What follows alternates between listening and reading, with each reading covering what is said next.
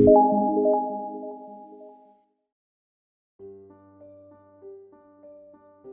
think one of the challenges of online learning is that it requires a lot of self-motivation.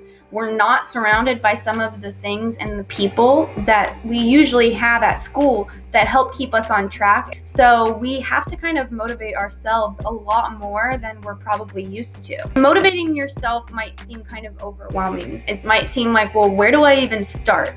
But by focusing on your state of mind, setting some goals for yourself, and staying connected to other people, you can build in some of that motivation that you might be missing since you're not going to school to learn every day.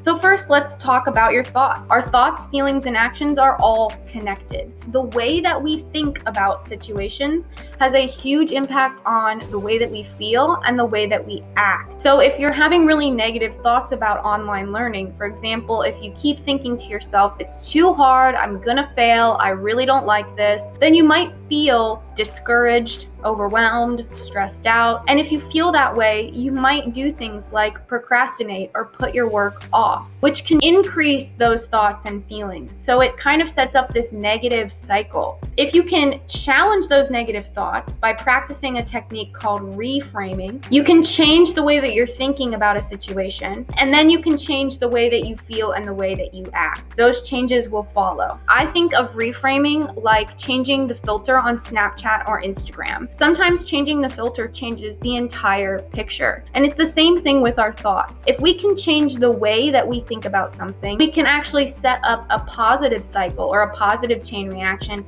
instead of this negative cycle or negative chain reaction. Catch yourself when you're having a negative thought. Instead of just accepting that thought and letting it affect the way you feel and the way you act, catch the thought and kind of examine it. Ask yourself, is there another way to look at it? Is there another filter that you can put on this thought? Skills like reframing are like any other skill you have. At first, you might not be very good at it, but the more you practice it, the better you're gonna get. And you're gonna kind of train your mind to be able to reframe negative thoughts automatically. I gotta be real. When I first started reframing, I did not like it. I felt kind of forced into it, and it kind of just felt like more homework for me. I thought it was pointless, but I stuck with it. I kept practicing it, and eventually I got to the point where I didn't even have to think about it or put any effort in. My brain would just automatically reframe thoughts because I had trained my brain to do that. Again, changing the way that you think about online learning can change the way that you feel and the way you act. Changing the filter on your thoughts can change everything about a situation for yourself. Another way to keep yourself motivated is to set goals. Having goals and working towards them helps us to stay on track, to stay motivated, and to feel more in control of our own lives. Plus, when we set a goal for ourselves and we reach that goal, it feels good. It can be a little bit of a boost to our self-esteem, which can help to further motivate us. When you're setting goals, make sure that they are achievable and realistic. Set goals that you know you can actually reach. You want to set yourself up for success because as good as it feels when we reach our goals, it feels really bad when we fail and we don't reach a goal that we set for ourselves. Also, be specific about it. Let's say, for example, that you are getting a D in reading language arts and your goal is to raise your grade. First off, be specific. What do you want to raise your grade to? From a D to a C or a D to a B? Or do you want to try to raise your grade from a D all the way up to an A? And then make sure that those goals are achievable and realistic. Let's say you only have 3 weeks left in the school year. It is probably not realistic for you to say, I want to raise my grade from a D to an A if you only have 3 weeks left. A more realistic goal in that timeline might be, I want to raise my grade from a D to a C or higher. It's really important to also make a plan of how you're going to reach those goals.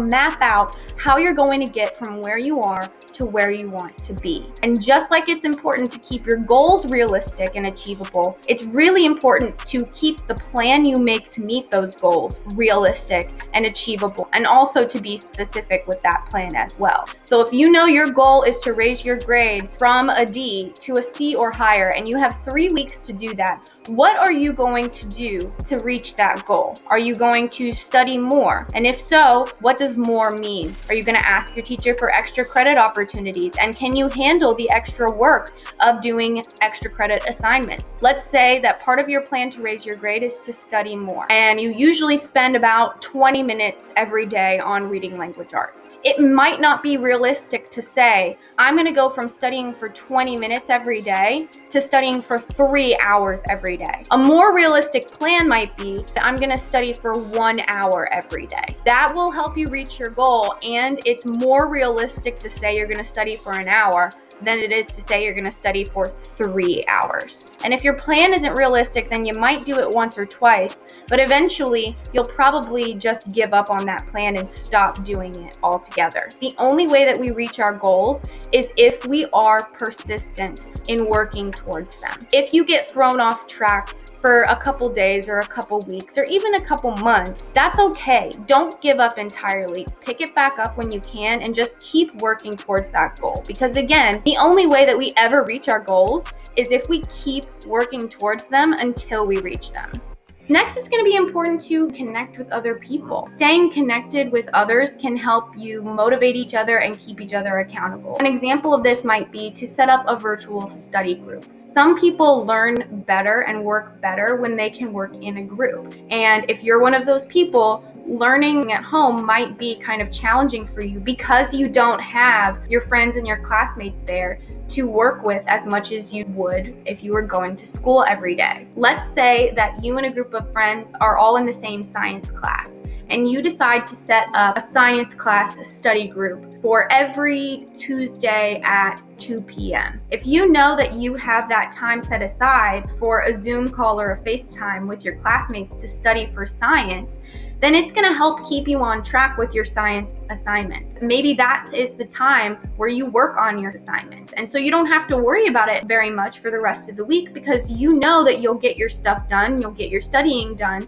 during that time when you're with your study group. And that can keep you motivated to actually do it. Maybe science is a subject that you struggle a little bit with, and it might be easier to procrastinate with a subject that you are not as strong in or that you struggle more with. If you have that study group set up, you're gonna kind of like force yourself to actually focus on science each week. And your friends are gonna be there to help keep you on track and make sure that you are doing your science work each week. This isn't the way that any of us pictured ending out the school year. But I think that at-home learning really can be an opportunity for us to become stronger students and stronger teachers. I hope that these tips and tricks were helpful, and I hope that you are staying focused, motivated, and as stress-free as you possibly can while you learn from home.